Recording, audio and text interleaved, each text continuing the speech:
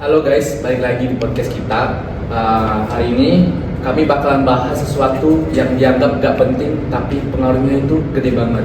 Simpelnya, ini itu soal gimana pemerintah nentuin isu mana yang dianggap penting dan harus diprioritaskan. Tapi pertanyaan, siapa sih yang nentuin isu itu? Sebelum itu, perkenalkan nama saya Julianus Vigo sebagai host dan juga ada anggota saya. Saya Budi Storian. Saya Sinda Alisa. Saya Kristia Deslina Olivianda. Saya Zakaria Sritando.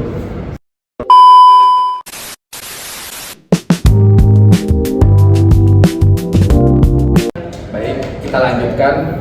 Kita mulai dari luar. Agenda setting itu apa sih?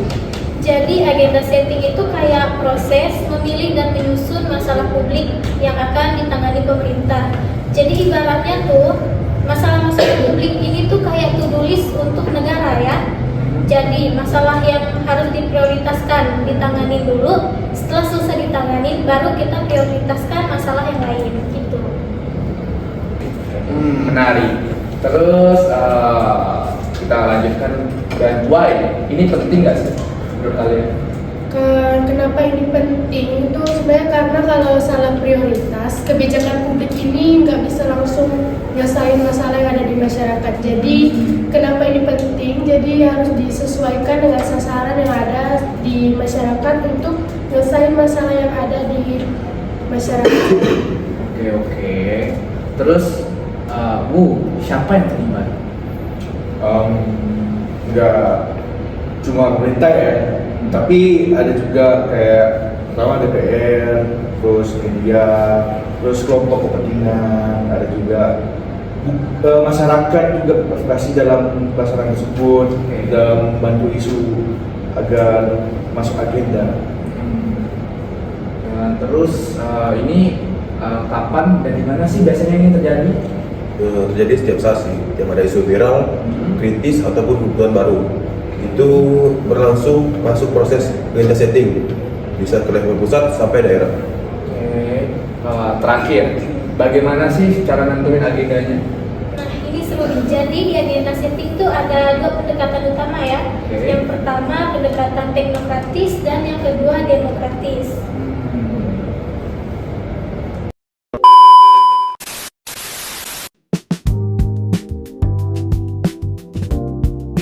Oke, kalian bisa nggak sih jelasin teknokratis itu dengan gaya yang santai? Bisa nggak?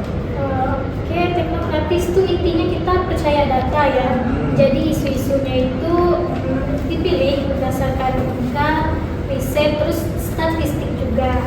Misalnya di Indonesia nih angka penganggurannya tinggi dan berdampak besar gitu untuk kelangsungan negara kita.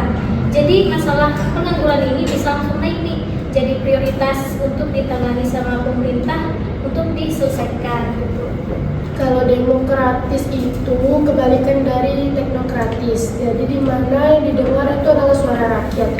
Jadi isu yang diambil itu adalah isu-isu yang lagi dimasalahin, terus dikeluhin, terus diperjuangin sama masyarakat. Jadi isu itu yang diangkat buat dikasih tahu ke publik, buat diurus sama pemerintah. Jadi isu-isu itu penting banget. Jadi suara rakyat itu termasuk penting selain data. Jadi kalau masalahnya kita bukan hanya cuma pakai satu pendekatan doang, takutnya bisa timbang juga kan. Ya, jadi datanya juga bisa diingin ke pertama, kedua nggak bisa melihat beritanya. Tapi kalau cuma satu suara publik, kadang emosional atau sesaat.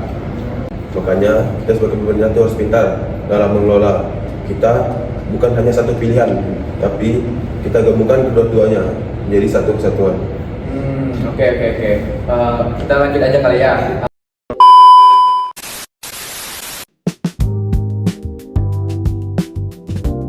Kita bahas contoh nyata banjir di Pontianak. Gimana sih tanggapan kalian gitu? Kalau untuk banjir di Pontianak ya, kalau dari pandangan teknokratis nih, kan kita lihat data ya. Data yang bisa kita lihat tuh kayak daerah rendah, tingkat curah hujan yang tinggi, terus kapasitas drainasenya tuh kayak mana. Jadi kalau dari masalah ini solusi yang bisa kita berikan tuh seperti normalisasinya sungai sama perbaikan membersihkan saluran air juga supaya banjirnya bisa teratasi. Tapi kalau kita turun ke warga itu, mereka pasti bilang masalahnya bukan cuma hujan, tapi juga sampah yang menyumbat ke parit itu yang buat banjir semakin terus menerus ada kalau hujan.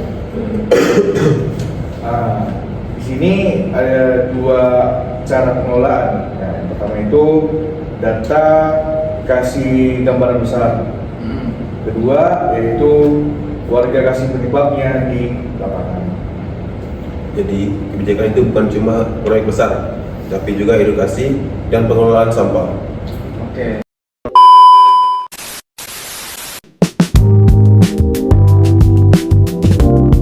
Kita masuk lagi ke contoh yang kedua itu sampah. Gimana? Kalau dari segi teknokratis lagi ya, balik lagi kita kan bahas data nih di teknokratis ya. Jadi data yang bisa kita lihat itu kayak volume sampahnya gimana, kapasitas TPA di Pontianak itu gimana kan, terus sistem pengangkutannya juga gimana, sampai akhirnya kok bisa nih masalah sampah gitu. Kalau dari pandangan teknokratis soal data, dari demokratis itu kita langsung tanya warganya langsung nih.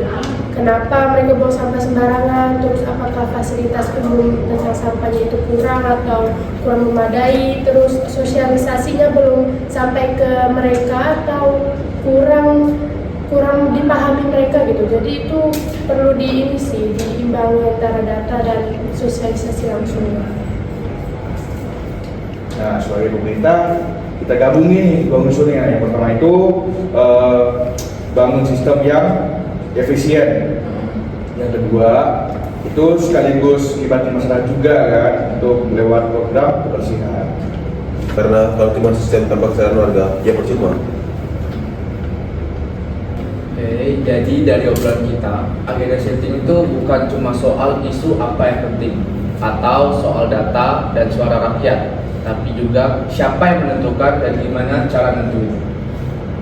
Jadi di agenda setting itu data penting, Tapi selain data yang penting, suara rakyat itu juga penting untuk kepentingan agenda setting. Jadi agenda setting ini diperlukan media itu perlu data, perlu suara. Jadi semuanya harus seimbang untuk menyelesaikan suatu masalah dan membuat kebijakan. Dan sebagai pemerintah ya tugas kita cuma gabungin kedua ini.